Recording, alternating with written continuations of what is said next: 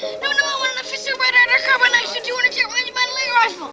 Christmas will be magical, just like in a fairy tale.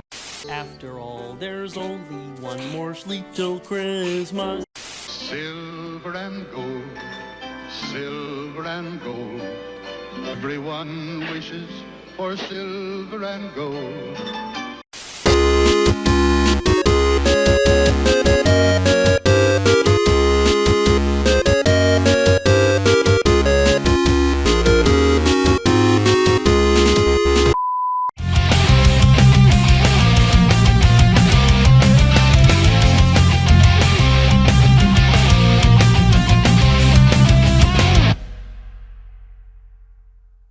...2022 was one hell of a year with lots of lost media being found. Enough lost media being found, in fact, that I made a video this month talking all about it. I'm hoping 2023 is just as good of a year as 2022 was for lost media. And to honor that, let's look at some pieces of lost media that I want to see found in 2023.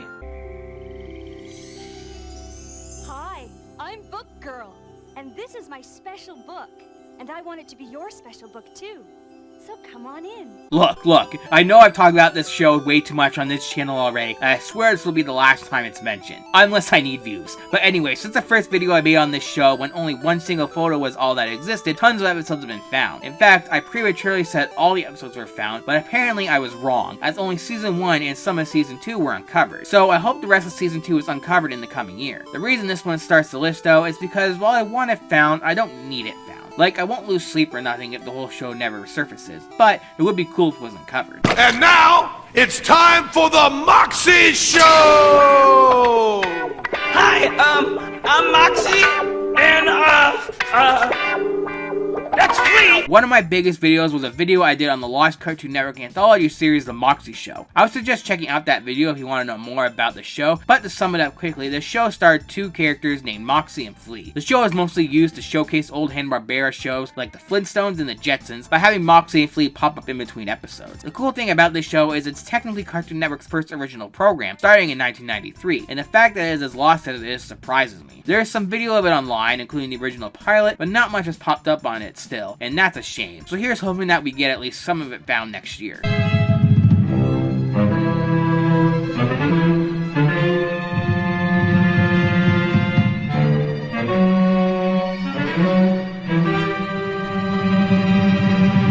Okay, this is a long shot. When I mean long shot, I mean long shot. This makes Two Maker Sailor Moon look like a cakewalk. London After Midnight was a silent film that starred silent era legend Lon Chaney and was a film based on the book The Hypnotist. I have talked about this film in a previous video, which I recommend watching if you want more detailed information, but the plot of the film is that a rich man named Sir Roger Belfour was found dead with a suicide note in his mansion, with the investigation of his murder being in the hands of Professor Edward Burke. After 5 years, the mansion falls into ruin and is now occupied by a man named Roger Belfour and a ghostly woman who are renting the house from a man named James Hamlin, who is the last person to see the real Roger Belfour alive. This Roger Belfour is actually Professor Burke in disguise, who uses hypnotism as well as a fake setup of vampires to trick James Hamlin into revealing that he murdered Roger Belfour 5 years prior. This film is well known in both the lost media community and the film buff community, and is one a lot of people want found. Unfortunately though, the likelihood of this film resurfacing is slim to none, as the only known copy of this film has said to have been burned in the 1965 MGM fire, which caused tons of films from the silent era to go up in smoke.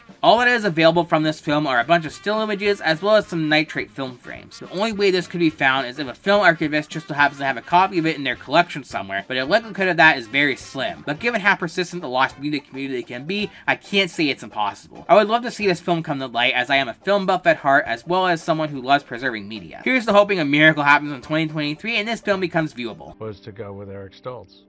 We shot for 5 weeks with Eric. He was totally professional. Back to the Future is one of my favorite film franchises. I mean, I've dedicated a whole part of my set to it for Christ's sake. So it should be obvious that any lost media related to the franchise that exists, I want to see found. The only lost media that the film has that I know of is the original footage of a shot with TV star Eric Stoltz in the Marty McFly role. They wanted Michael J. Fox to play Marty from the start, but Michael couldn't do it originally due to his commitment to the 80s sitcom Family Ties. I guess you could say Michael couldn't be in Back to the Future because he was tied to Family Ties. You see, it's funny because Michael was in Family Ties and he was tied to the show. He was tied to Family Ties. Okay, so he was tied. That's not funny! So with Michael not being available, they brought in Eric Stoltz and started filming with him and filmed him for about 5 weeks. When the film's director, Robert Zemeckis, noticed that Eric wasn't playing the character the way he wanted Eric to play it. Eric was acting like how someone would actually act in Marty's situation, but Zemeckis wanted the role to be more comedic, so it was ultimately decided that Eric had to be let go, which he was, and eventually Michael was brought into the role as originally planned under the agreement that Michael films Family Ties in the day and Back to the Future at night. Most of Eric's footage is lost, but according to Zemeckis, tapes of his performances exist, and he plans to release the footage at some point in the future. As of recording this video though, all we have are some clips with no audio and a few photos. This is one I hope is found too, but technically you can argue that it's not lost as tapes do exist. But since it hasn't been made public, I am going to count it in this video. So let's hope it gets released in 2023. Mess of Blues was my student film. It was about this over-the-hill aging rock star who thinks he's Elvis. This is one I am dying to see. Mess of Blues was a thesis project created by Van Partible while he was in college. The thesis is about an aging rock star who thinks he is Elvis Presley. The coolest thing about this though is that the thesis led to the creation of Johnny Bravo, a show I loved growing up. All we have available from this one is 15 seconds of muted footage pulled from a documentary that was featured on the season 1 DVD, and fuck me do I want more. I first talked about the Mess of Blues on my old YouTube channel in a video called Top 5 Pieces of Lost Media. It was that video that led me down a rabbit hole that has led me to where I am now, so Mess of Blues means a lot to me for that reason alone. And with that, we have reached the end of the video. Thanks for watching guys, and if you're new here and want to see more videos just like this one, then hit the subscribe button and ring that bell. Also like this video and comment down below, as the more engagement videos get, the better. And if you want to be like our super patron Ryan Smith, hit the link in the description below to see our Patreon. For just a few dollars and more, we'll get you special perks like early viewings and shoutouts in all of our videos. Anyways, that brings us to the end of videos for this year, so have a happy new year guys, and we'll see you in 2023 with better videos. Take it easy.